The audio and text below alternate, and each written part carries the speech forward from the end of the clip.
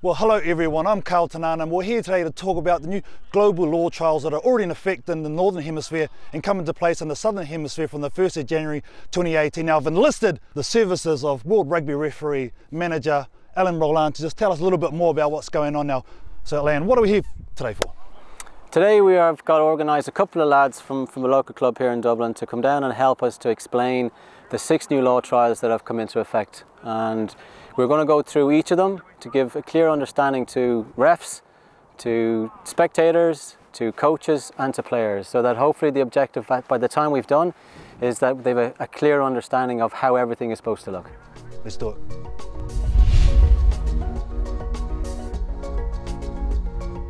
All right, Rollers, take us through the first one. Okay, the first one is there's no signal from the referee to the number 9 in relation to the scrum feed. Okay. All right, so we're going to call it in, and once they're set and the objective is steady scrum, then the ball goes in.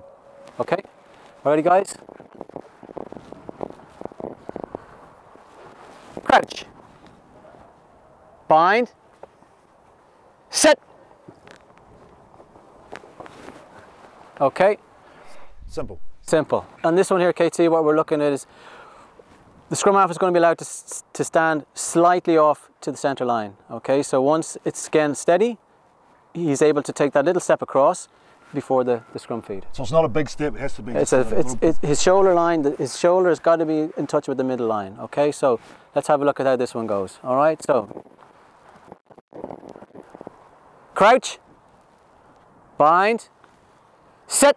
Now you'll see he'll stand a small step to the right, scrum and strike. Okay, and again the objective around that is we're conscious, you know, in introducing a strike, is that we don't want to be overextending the players when it comes to, but we're insisting on a straight feed, and it gives them an opportunity to strike the ball.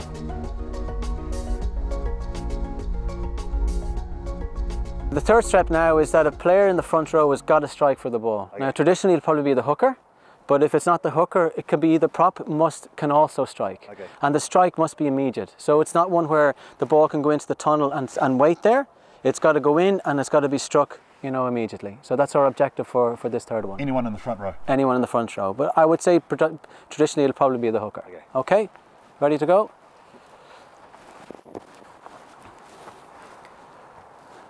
So, crouch, bind, set. Okay, so if we bring the 3 of them together, what we've had is number 1, no signal. Yeah. Number 2, he's allowed to take a small step. And number 3, when it goes in, it's got to be struck immediately. Beautiful.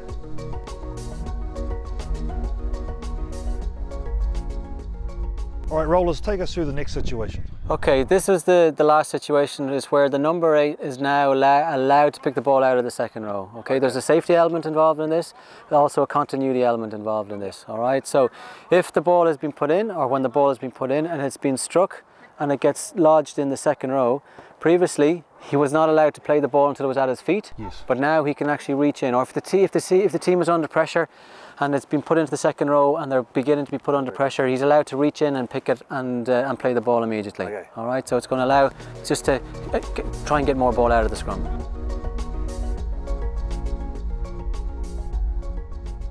Rollers, now let's go through the new tackle law. Okay, so what we're going to do is we're going to see exactly, have a tackle situation here, and you're going to see that the tackler's got to get up on his feet and he's got to come back around the gate before he's allowed to play it. All right, so let's have a look and then we'll freeze it.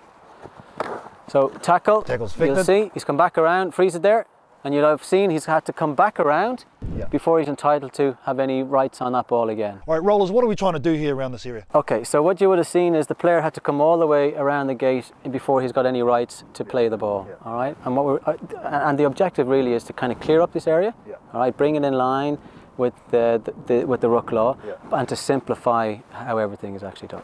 So I can understand it. Everybody can, yeah. So KT, what we're looking at here now is what you're no longer allowed to do. All right, so there was always an opportunity where the player would try and get up and beat the ruck to see if he could play the ball. So we'll have a look at what happens here now.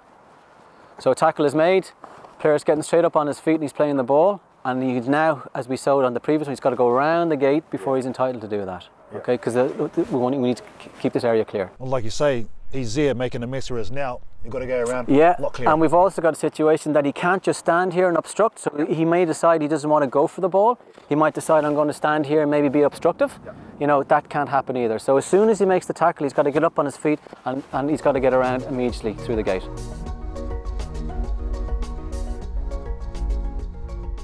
Right, rollers, kicking in the ruck. Yeah, no longer allowed. Yeah.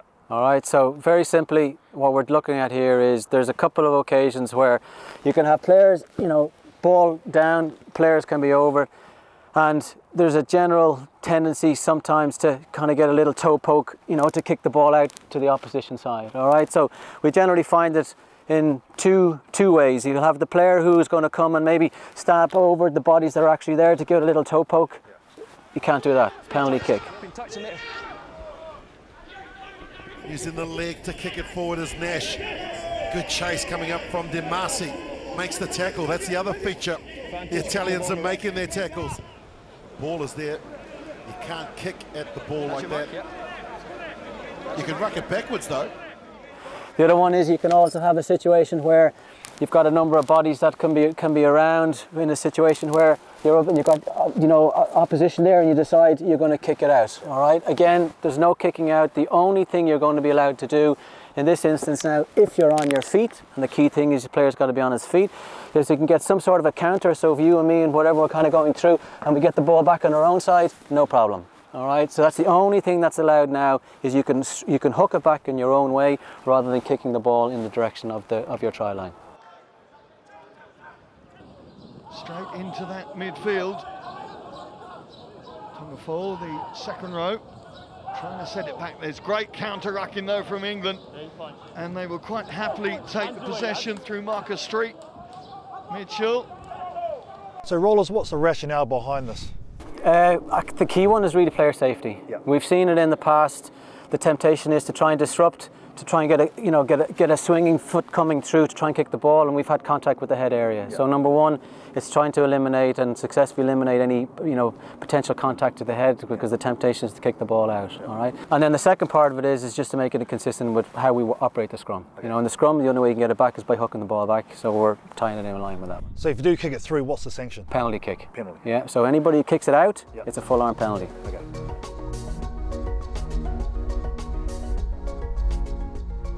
This new law is going to introduce what we call just an offside line. Yeah. All right. So the key thing is, the key ingredient that's required is you need an arriving player.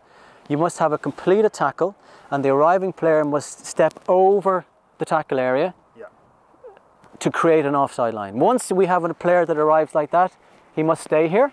All right. So if he goes past, well then it's not the same thing. Okay. So if he wants to create an offside line, he's got to take a clear step and position yourself with a foot either over like this. So this is the picture we need to see. So now he's created an offside line. So we need to see this picture, and once we see this picture, it now means that we've got an offside line at the hindmost foot here. Okay. All right.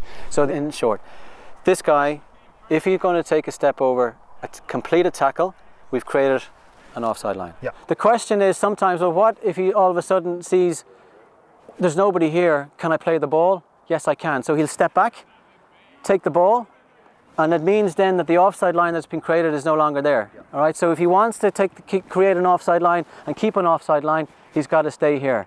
If he decides that he's going to step back to take the ball, well then the offside line is no longer. All right. So the first thing is he steps over. Now we've got players from the tackler side who are on the wrong side. So how do we get them back on side? Again, the key thing, he's staying here, he's over the ball, so we have an offside line created. So these guys have got to either get back to the hindmost foot. So we're now in a situation where they're at the very generous hindmost foot, but they're at the hindmost foot. So now they're back on side. Alternatively, if we find them on the wrong side, we can have a situation where one player standing over, next player can come in, he'll pass the ball maybe to a teammate, or he might run himself. He runs 5 meters. Once he gets to 5 meters, he's back in play. All right. Second option.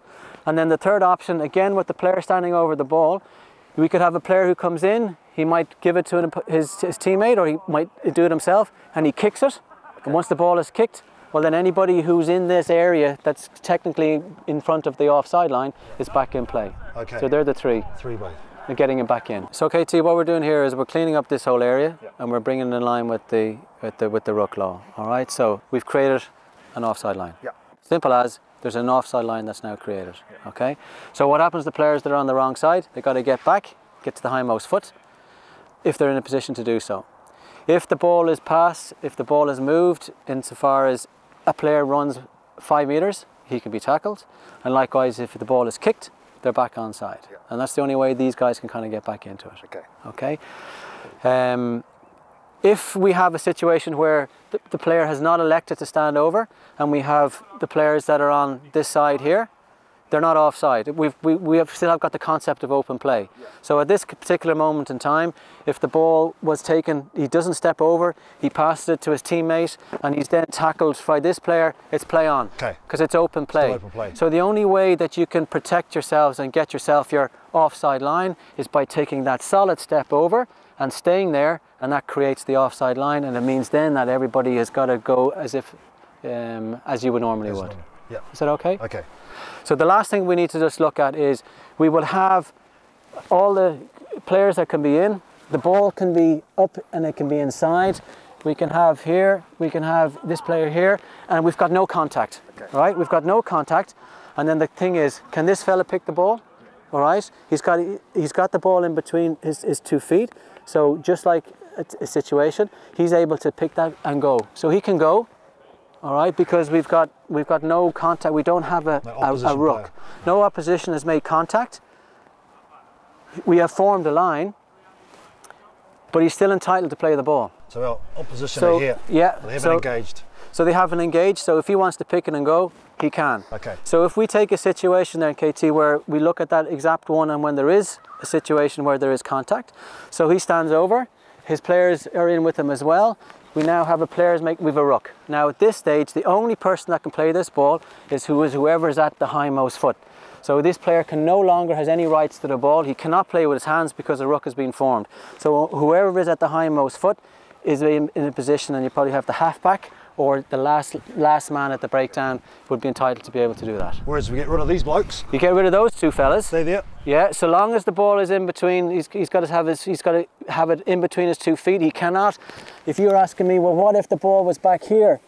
You know, is he allowed to reach all the way back and take it from there? No, the ball must be here in between.